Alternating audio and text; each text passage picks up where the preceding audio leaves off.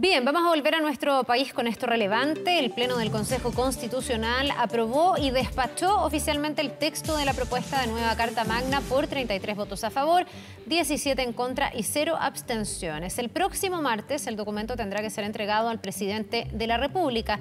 Vamos a abordar este tema. Estamos para esto junto a la presidenta del Consejo Constitucional, Beatriz Hevia. Muchísimas gracias por estar con nosotros y bienvenida. Buenos días.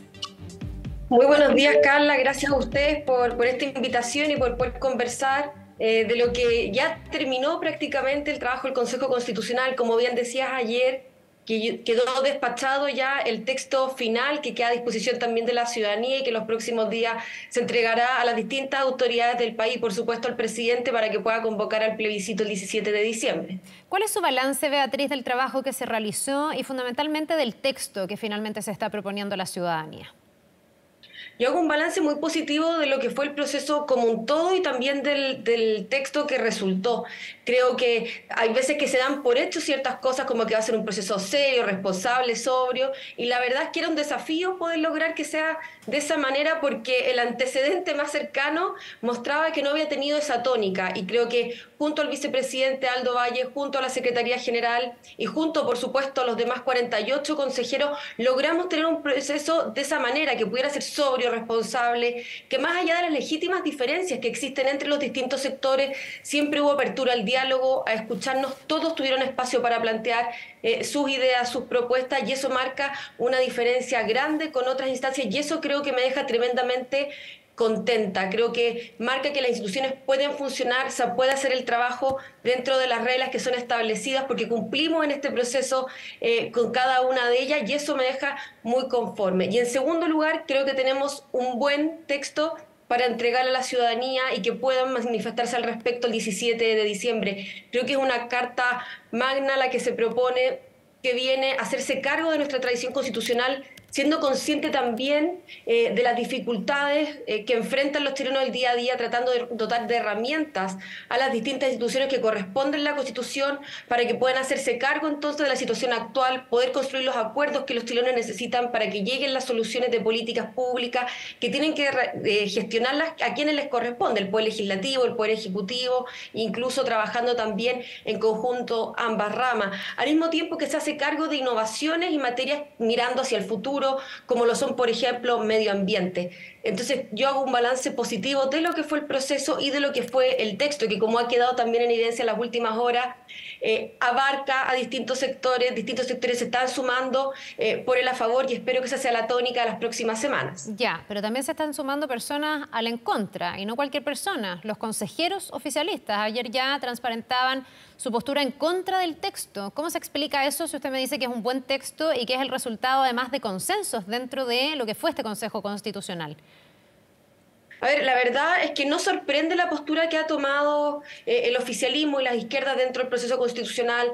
La verdad es que a lo largo de cada una de las etapas fue quedando en evidencia que había poca voluntad de esos sectores de poder construir acuerdos, de querer construir realmente acuerdos. Siempre había una coma, una tilde o un punto que era obstáculo para poder construir un acuerdo, por tanto era algo que se preveía y que se veía venir. Sin embargo, hay que tener claro que Chile es más amplio que la izquierda del Partido Socialista al Partido Comunista y el Frente Amplio, sino que también existen otros sectores como el centro y la centroizquierda que sí se han sumado el texto, y eso va dejando manifiesto que el texto es más amplio que más se ha querido establecer por algunos de que sería un texto de derecha. Este es un texto que mira al país, que mira a los chilenos, que ha tratado en todo momento de hacerse cargo de la realidad de todos los chilenos, entendiendo que es un texto que tiene que hacernos sentido a gran parte. Aquí no había ningún sector que pudiera venir a establecer una sola mirada, por el contrario, era necesario construir acuerdos, y tratamos también de incorporar a sectores que habían sido electoralmente excluidos, pero que creíamos era importante puedan quedar reflejados, y eso ha quedado de manifiesto. Ya, ahora, no son solo los consejeros, hay algunos expertos que también han mostrado dudas respecto del texto. He leído algunos expertos constitucionales o constitucionalistas que ven que esta Constitución recoge muchos temas que no son propios de las constituciones. El tema de las contribuciones, algunas materias de seguridad, tratar de dejar redactado algunos ítems más allá de ese marco general que debiese ser una constitución. Algunos lo han definido como una constitución demasiado programática. ¿Cómo analiza usted eso? Algunos han ido más allá diciendo que este básicamente es el programa de Kast, lo que ha sido más utilizado por la izquierda, pero hay expertos que dicen que hay cosas que son más propias de un programa que de una constitución.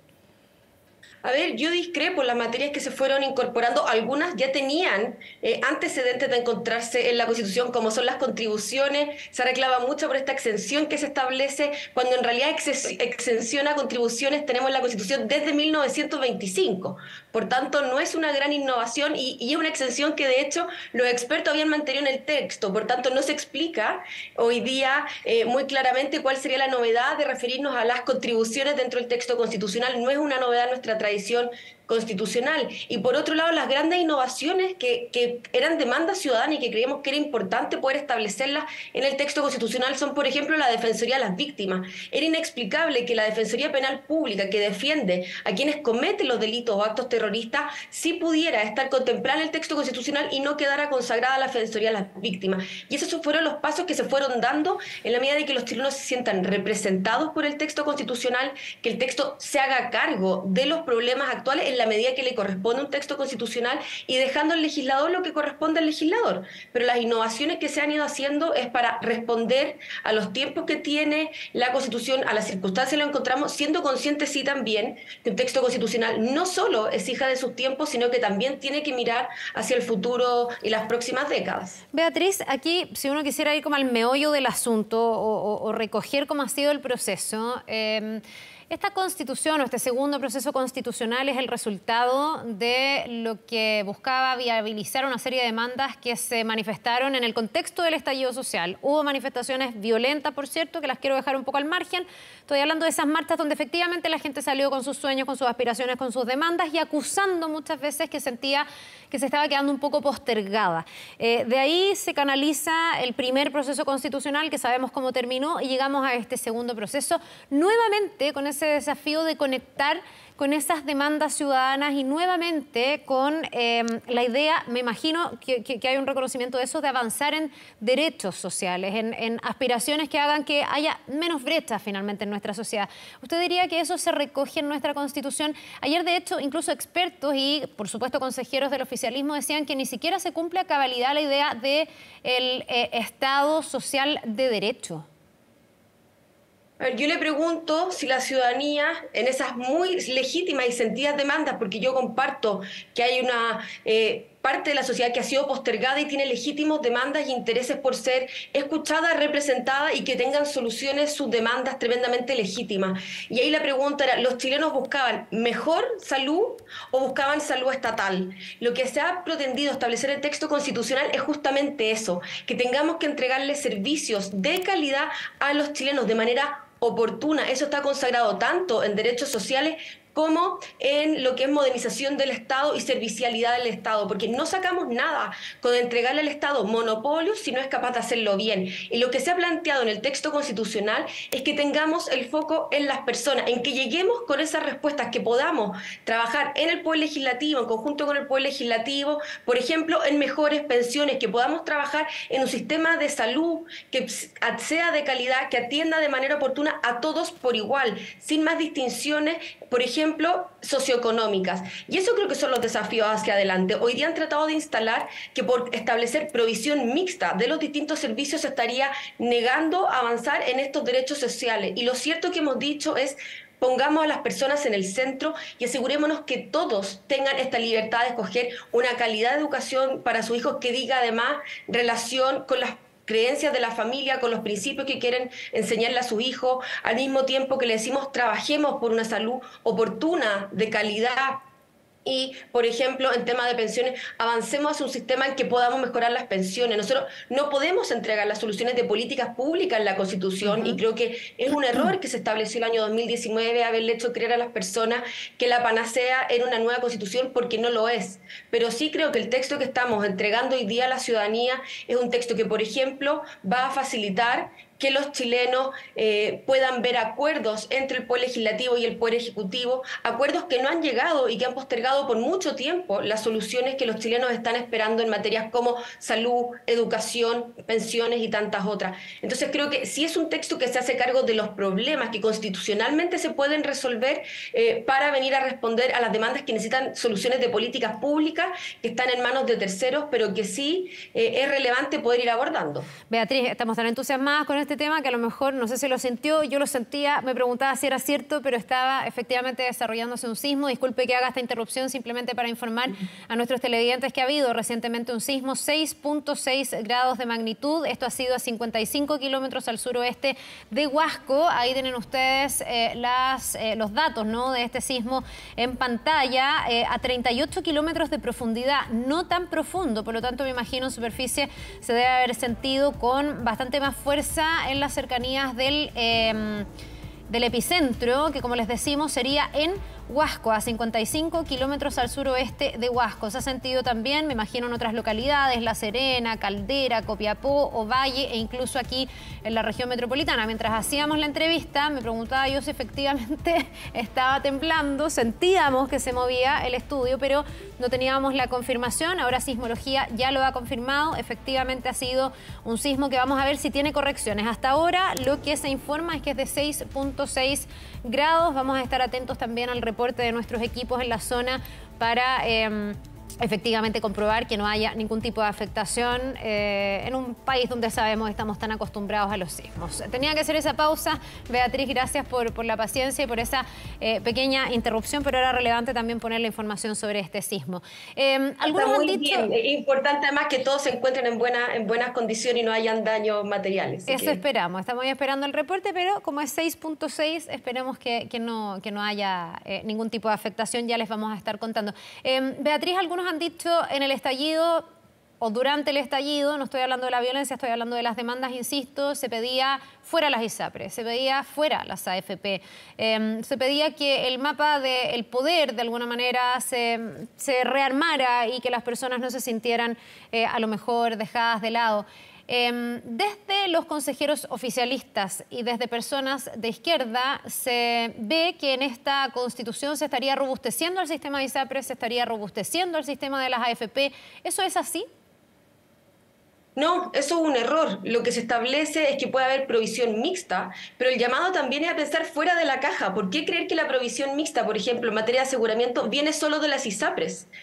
¿Por qué creer que hay un único modelo de poder permitir participación del Estado y de los privados, si permite eso, entregar mejor salud y más oportuna y a mayor cantidad de personas? Entonces yo creo que es un error establecerlo. Yo sé que como eslogan funciona, mete miedo, pero no es cierto. En materia de pensiones tampoco. Lo único que se consagra es que los trabajadores tienen propiedad sobre los fondos que ellos han ahorrado. Por tanto, ni siquiera se impide la solidaridad en materia de pensiones. Entonces yo creo que hay eslogan que efectivamente pegan, van quedando, pero no se condicen con la realidad del texto constitucional, y por eso es tan importante que la ciudadanía pueda leer el texto, que los medios puedan leer el texto, puedan revisar y puedan ver efectivamente qué es lo que está diciendo objetivamente el texto constitucional. Claro, nosotros solamente estamos consagrando mínimos, que es la propiedad sobre los fondos de pensiones, que son demandas de la ciudadanía, ya ha quedado claro. Estamos estableciendo que puede haber provisión mixta en salud, pero no estamos estableciendo las ISAPRES ni la AFP como el único modelo